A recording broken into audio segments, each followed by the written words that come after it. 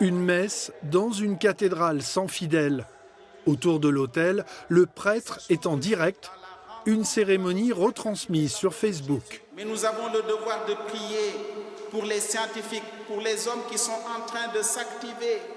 Un exercice bien intégré par ces religieux, à condition qu'il reste exceptionnel. Nous ne souhaitons pas que cela se pérennise, bien évidemment. C'est vraiment un cas de force majeure et c'est lié à cette pandémie. Mais nous ne pouvons pas penser une seule fois que cela puisse se pérenniser. Donc, ça durera le temps qu'il faudra. À quelques mètres de la cathédrale, dans son appartement, Armel a suivi la cérémonie sur son téléphone. Et Jésus était comme confronté à l'hostilité.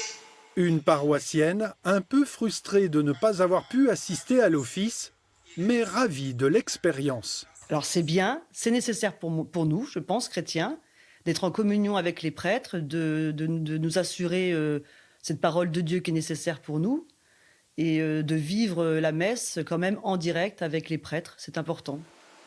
C'est la deuxième fois depuis le début du confinement qu'une messe est retransmise de cette manière depuis la cathédrale de Blois. Environ 250 familles ont suivi l'événement, des fidèles pas totalement absents.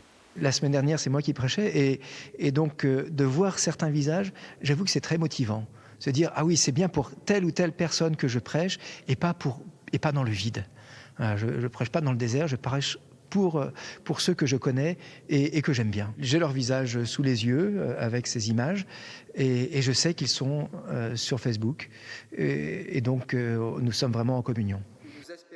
Une cérémonie insolite et inédite pour la communauté religieuse, des chrétiens qui se retrouveront à nouveau sur Internet dimanche prochain.